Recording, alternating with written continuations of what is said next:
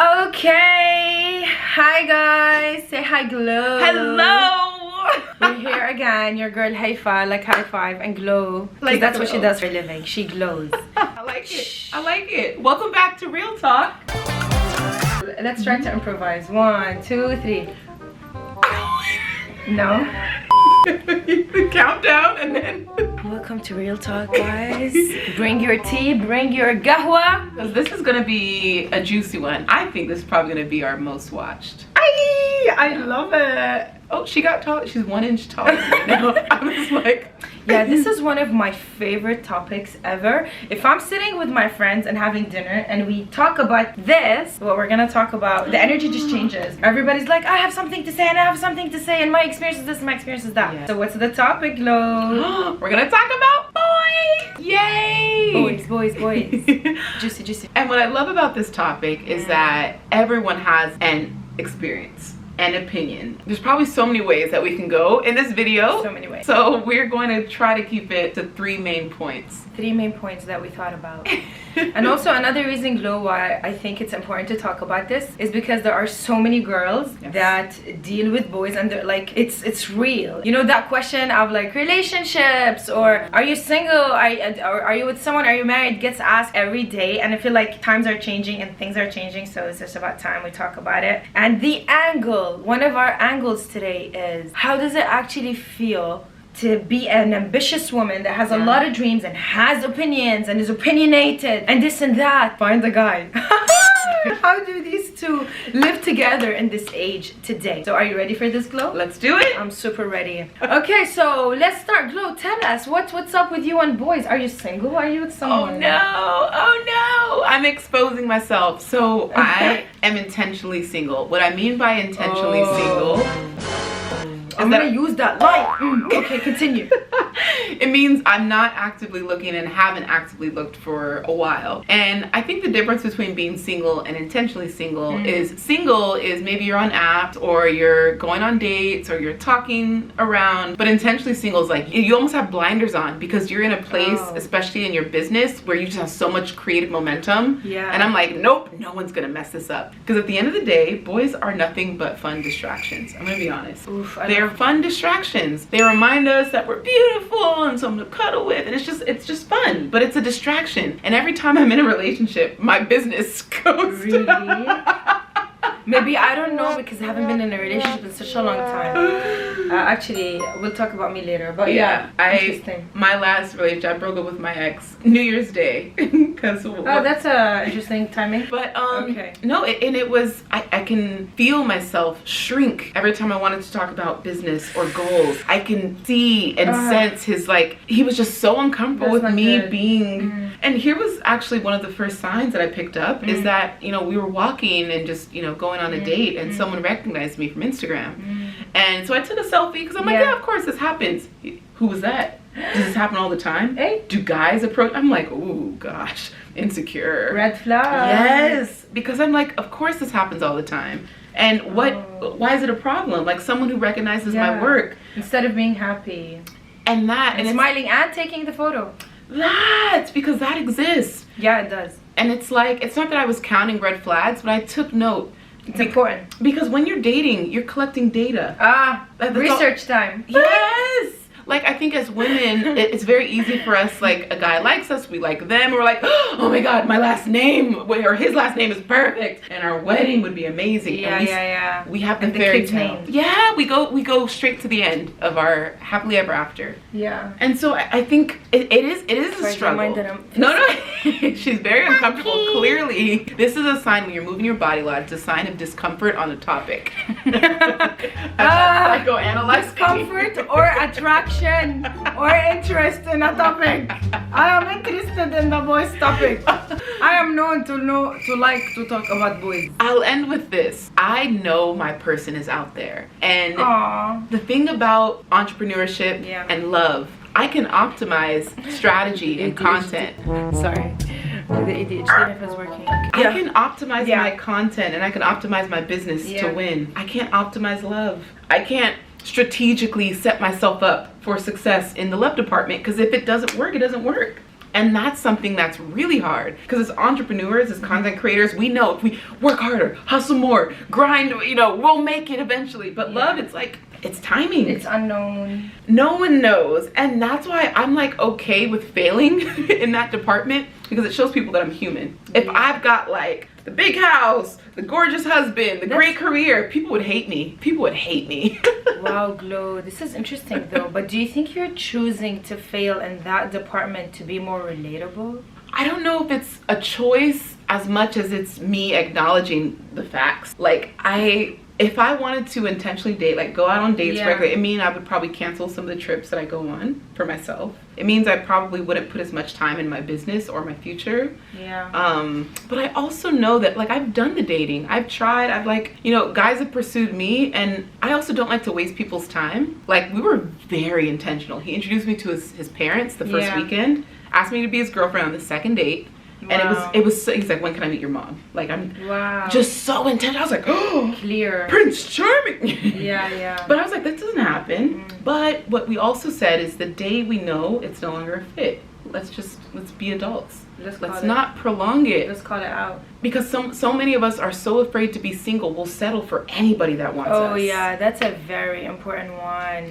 Being too afraid to sit with yourself that you settle or even choose a toxic partner. Or stay with a toxic partner. Yeah, exactly. And you know, you talked about noticing the red flags and collecting data. I think it takes a lot of courage to be real about the data we're collecting, because it's so hard when you're in like a rush of I like that person and finally it's them, and it's so hard to find someone, and then I'm with them and oh my god, red flag. Okay, just ignore because you're with that person, red flag. Maybe it's not a big deal. One thing that helps me, and you mentioned it even when you were talking about the selfie, the way your body, that stranger took a selfie, the way your body moved and changed. So one thing that helps me when collecting data and I'm super confused and I can't understand is my body, how my body feels. If I'm around a man and I feel like I need to shrink or I can't even speak, it's like someone is choking me here, I'm like, that is an alert, and it's a big one, because my intuition and my body and everything is reacting. And it has nothing to do with how successful he is or no, because I've been with a very successful person, but I felt like I had to dim my light so much. I don't know why. Sometimes it's an energetic fight. We cannot even explain it. Oh my gosh, you said so much there. And I think when you talk about red flags, I'm definitely guilty in the past. I've been like, okay, 3 red flags, I'm out. 10 red flags. Okay, the 20th red flag. And then it keeps going. I'm like, no, Glo, like you have to be honest with yourself, because it's gonna hurt later down the line, because you're emotionally investing more and more. And you know what happens with me a lot of times? I feel like in my journey I'm very like God-driven, divine-driven. So I grew up without a dad, so I always feel like God took care of me, you know, and we're very connected. So a lot of times when I'm with men, I feel like I could fight till the end, because I always had this idea as an Arab girl growing up. I always remember this vision in the tribe or my mom or somewhere, that a strong woman is a woman who stands by her man a lot, you know, who he goes to hunt or something and work, and she's holding the house together. So a lot of times I didn't want to give up on things in the relationships I was, and they ended up going, just them going or things not working out from them. And this is where we give surrender and thanks to what we call, and we're afraid of, breakup. Changing the word breakup to a breakthrough to something, and breaking open to something where something better for you will come in. Especially if you're so connected, do not be sad when life says goodbye to some men, because especially if you're a woman that changes a lot. And honestly, I give thumbs up to all the women going on the healing journey, because when I go on retreats, it's a lot of women. It's like 9 women, 1 man. We invite all the men to join us, please, because we want to grow together. But if you're a woman and you go through a lot, we're talking about now the fear of being single, or when relationships don't work, don't be afraid of them, because you're going through so many changes. If I got married to the first person I thought I'm crazy in love with and really wanted to marry, I think we would have ended in a divorce, because the person that was then is not the person that I am now. And we are both travelers, and we are both super deep, and I know a lot of the women watching us and men are thinkers. By the way, when we speak of women, this is applicable for men as well, like with the girls, if you're deep like that or whatever. That's great. I want to just highlight what you just said, because that's super powerful. I know sometimes I say a lot of things, and I'm sorry for overwhelming them. This is great, because I'm like, oh, that was such a nugget. She said, like, you almost want to date for your future self, because we are Because we're constantly evolving. And so you literally said, I was like, that's beautiful. Date for the future version of you. Because if you're always dating for your current self, you're gonna outgrow that. And that person might not be for you in the future. Good luck finding someone better than you now to find the future. I can't even find someone that matches where I am now. Glo, what should I do? That means the person is already in your future. Or like maybe they're working. What if they just don't exist? They do. 7 billion people, Haifa. You don't think sometimes who's gonna take care of you when you're older? True. Oh, I guess you're asking me. Yeah, I'm asking you. Oh my goodness, my husband, or I'll go to a care home. Listen, I'm gonna be on a plane with a cane. I don't, because I have lived. Like, I am so privileged with the life that I've been able to live. Yeah. And yes, I've worked for it. Yeah. But I have seen a quarter of the world, almost half the world. I'm gonna keep traveling. I'm gonna keep doing what makes me happy. Because as a child, I never got love, and so I have to show myself the love that I never got. That's why I'm 30. I'm happy. Yeah, I'm okay and like in peace and happy that I don't have kids now, because I feel like the child in me is not satisfied yet, and I wasn't created just to create another life. Like, time over for you, it's a new life. I'm not saying being a mother is time over for you, it's another beautiful lifetime, but for me, that's how I feel about it. But it's interesting. We started talking about boys and then we went into motherhood. Kind of shows us that you know, with boys we want to be moms. I don't know that these two topics are connected. Well, dating, because sometimes men assume that you want kids, and so setting your boundaries and your non-negotiables when you're dating. Clarity is important. Yeah. Okay. But what about you? What's worked for you lately with dating, or maybe not dating? Are you single? Like, what's your status? Let the people know. What's my status?